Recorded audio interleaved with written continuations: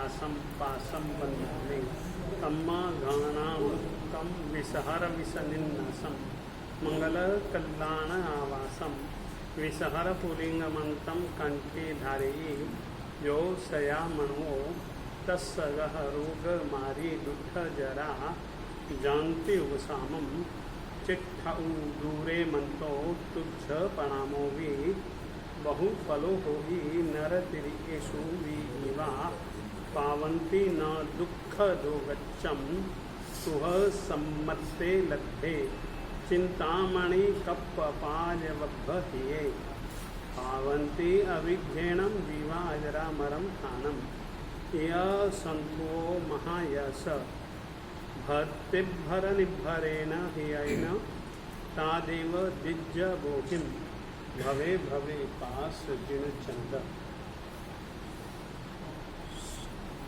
समझाना कुछ अलग बातें चाहता हूँ, मगर उससे पहले कुछ महत्वपूर्ण बातें कह देना चाहता हूँ।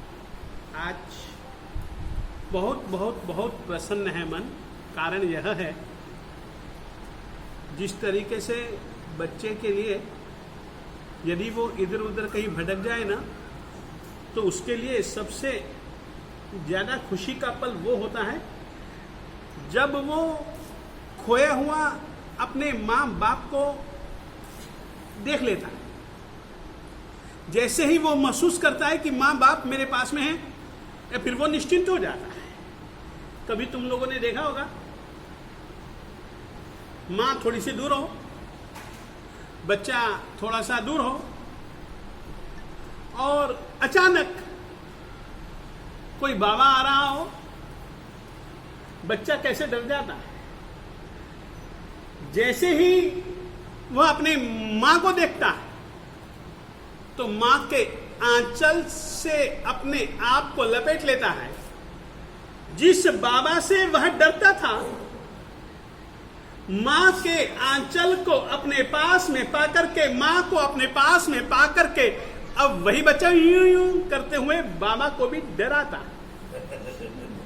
कारण केवल इतना कि मेरे पास में मेरी मां है। अब मुझे तुझसे कोई डर नहीं, बस पावागढ़ आकर के, गुरु जी के श्री चरणों में आकर के, परमात्मा श्री पार्श्वनाथ दादा की शीतल छाया में आकर के, महाकाली देवी माता जी की छाया के तले आकर के लगता है कि हम अपने माँ बाप के पास में आ गए। अब हम निश्चिंत हो गए, हमको एक हमारा ठिकाना हमको मिल गया। इस बात की खुशी सबसे पहले प्रकट करता हूं। दूसरी बात है, आज संस्थान की ओर से जिस रीति से हमारा प्रवेश करवाया गया, इससे हमको बहुत संतोष। कायदे कानून का पालन हुआ, इस बात के कारण से नहीं। कुछ पुरानी प्रथाएं हैं।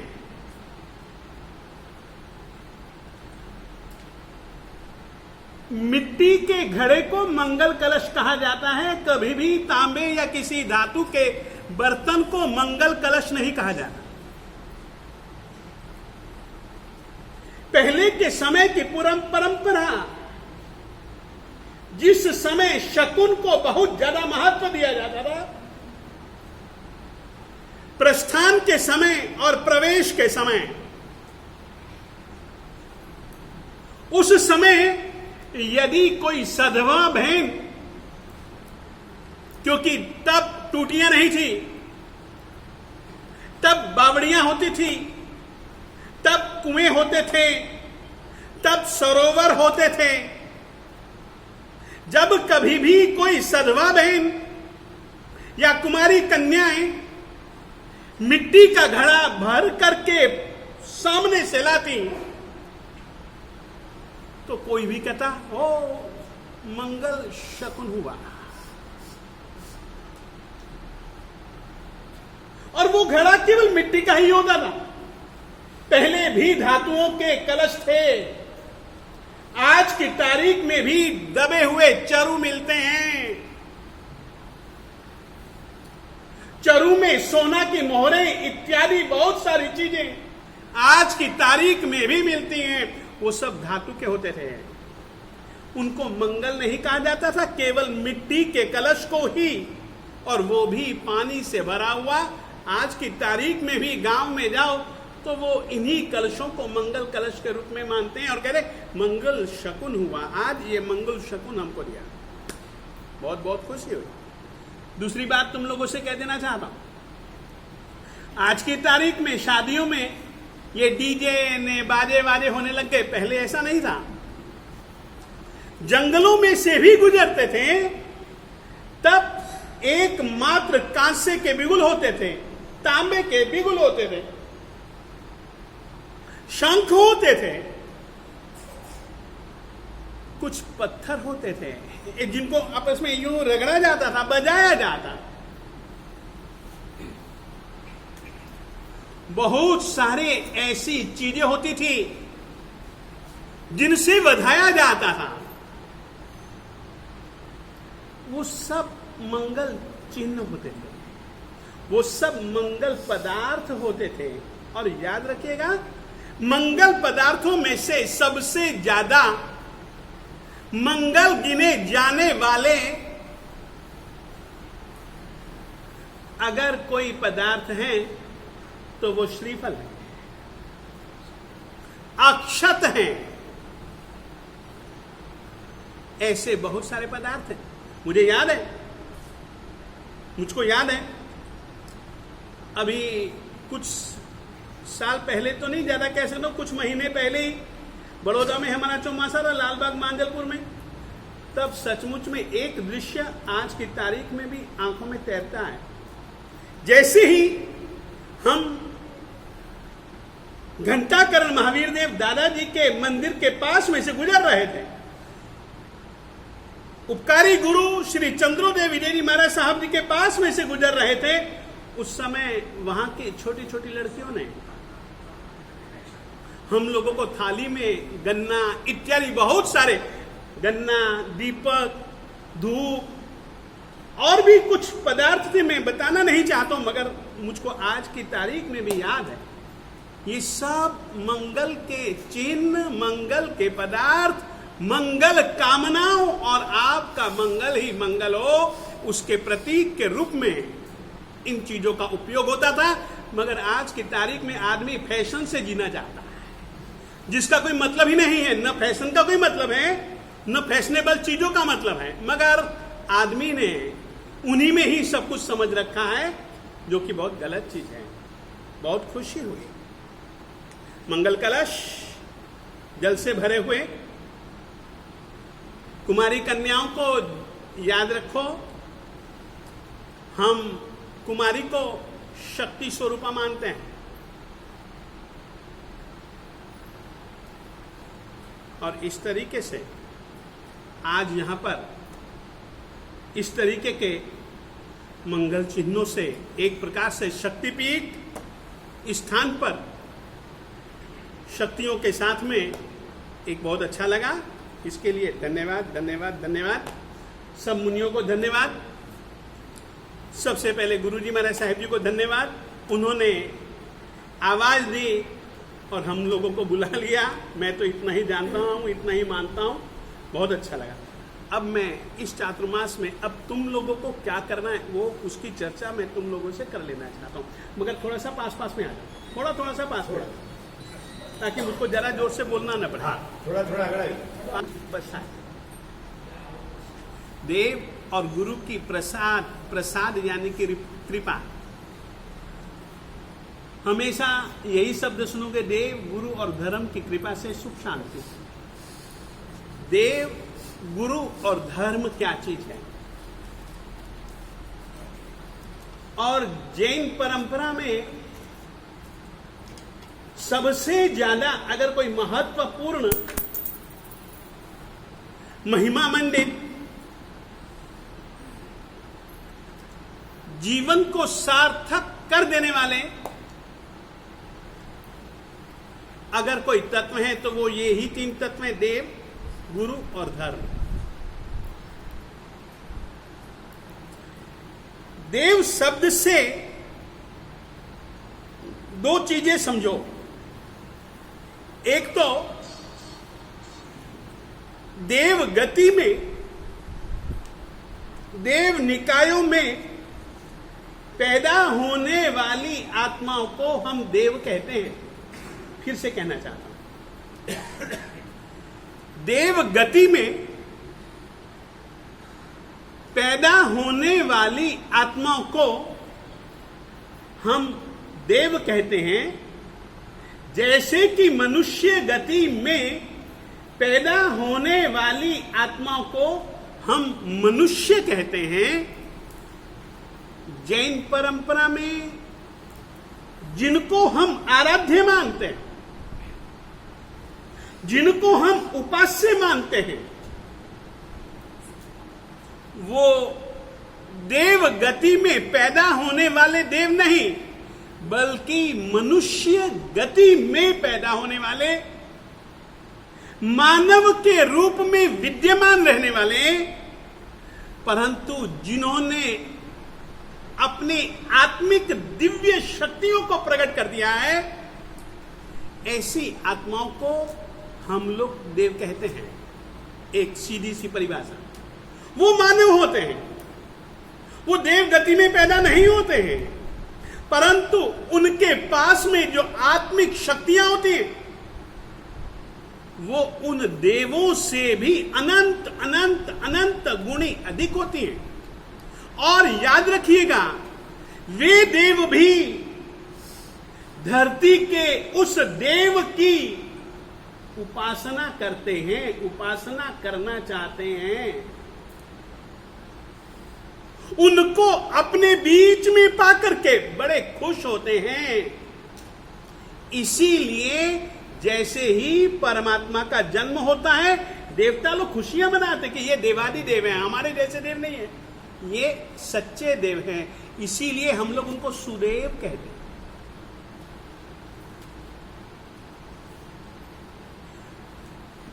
सुदेव मनुष्य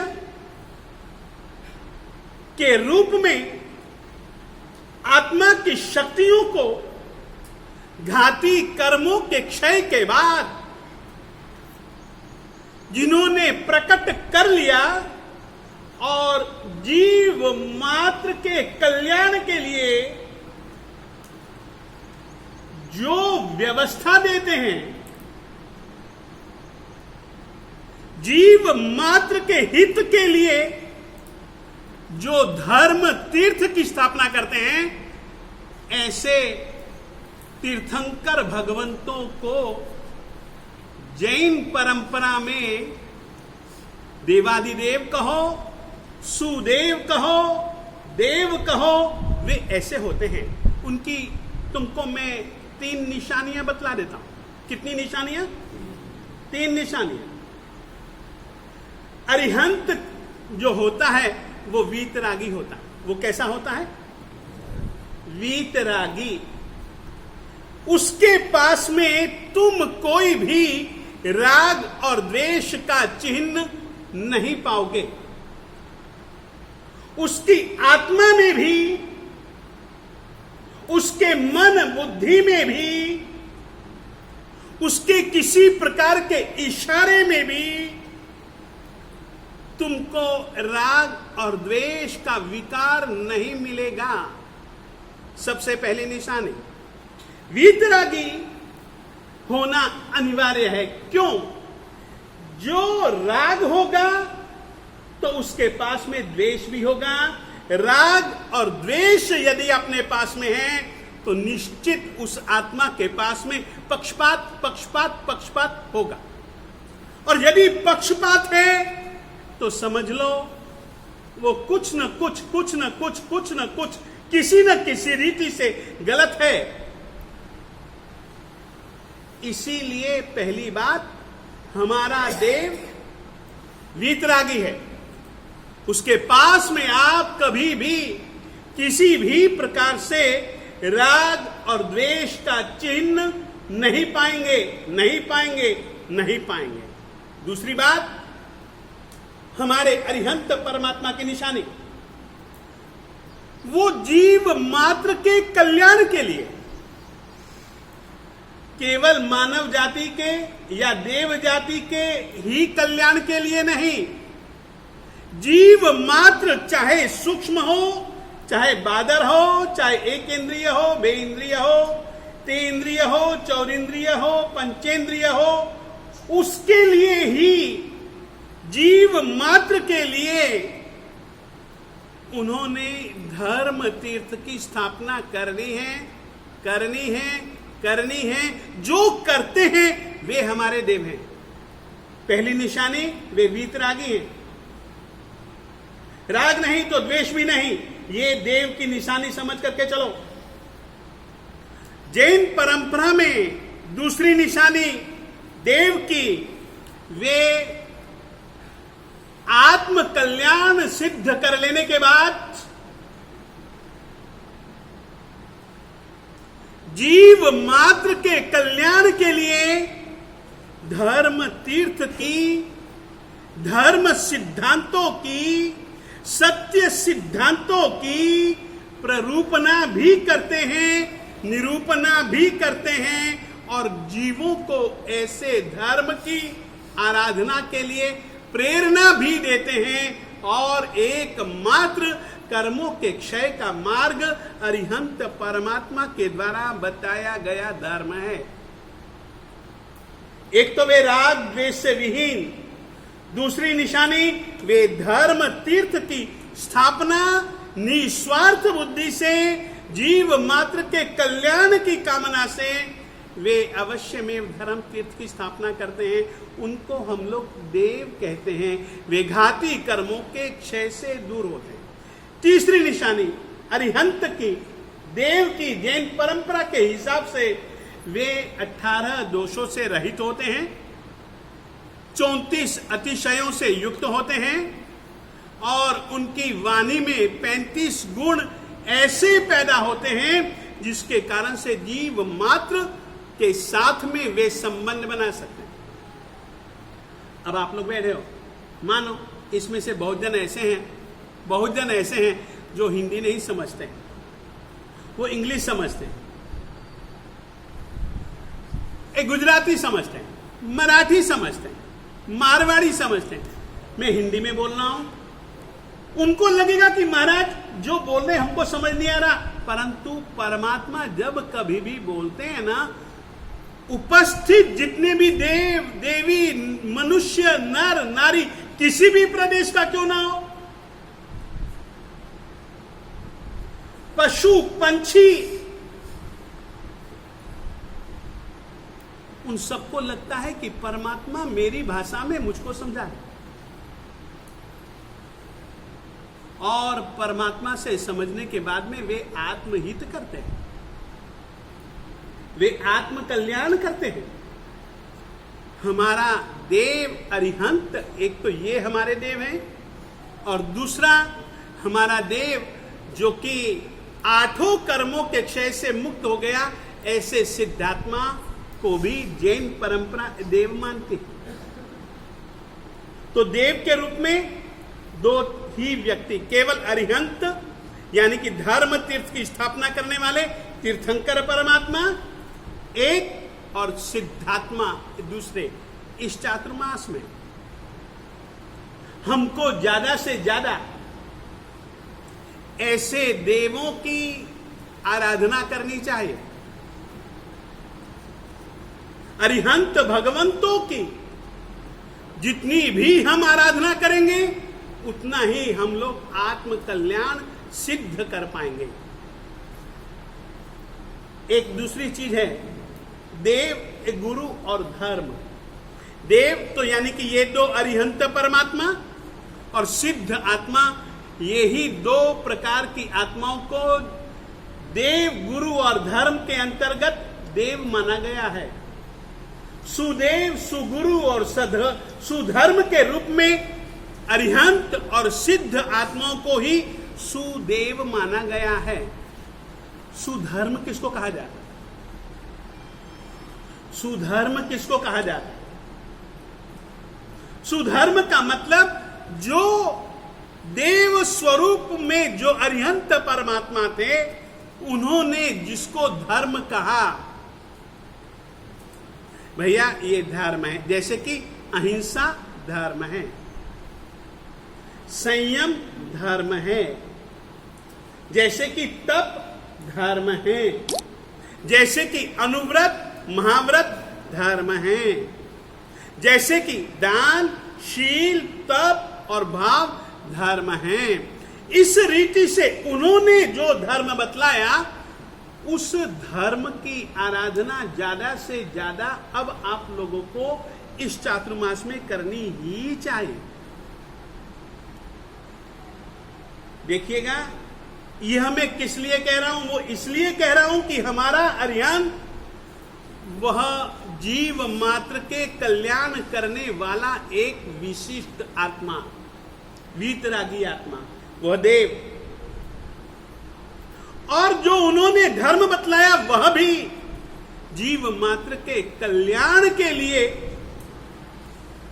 यदि उस रीति से कोई भी जिएगा, परमात्मा वीतरागी देवता ने किसी भी जाति के लिए कोई धर्म का उपदेश नहीं दिया। तो आप लोग ये तो कभी भी मत माने कि ये केवल वैश्य जाति का धर्म है। नहीं, हमारे अरिहंत परमात्मा तो क्षत्रिय थे। उनके शासन में चारों वर्णों वालों ने, यानी कि क्षत्रिय वैश्य ब्राह्मण शूद्र, सभी जनों ने दीक्षा ली। किस लिए? और सभी के सभी वर्ग वाले जैन धर्म की आराधना कर सकते थे। भगवान का एक प्रमुख संदेश जन्मना नहीं, कर्मणा कर्मणा कर्मणा धर्म है। और अच्छा कर्म कोई भी कर सकता है। इसीलिए उनका सूत्र है कम्मुना बंभणो होई, कम्मुना होई खत्यो। ये उनका सूत्र है। कर्म से आत्मा ब्राह्मण क्षत्रिय वैश्य शूद्र जैन इत्यादि बन सकता है। तो आप लोगों से मैं कहना चाहता हूं, इन दिनों में एक तो अरिहंत, ये देव की भक्ति करना। दूसरी बात, धर्म की आराधना उन्होंने, क्योंकि उनके धर्म को हम सच्चा इसलिए कहते हैं कि उनके दिल दिमाग में कोई पक्षपात नहीं, और सभी दूषणों को दूर कर देने के बाद उनके द्वारा प्ररूपित धर्म में मिथ्या का एक भी अंश नहीं, झूठ का एक भी अंश नहीं। इसीलिए वे सत्य हैं, सत्य उनका धर्म है।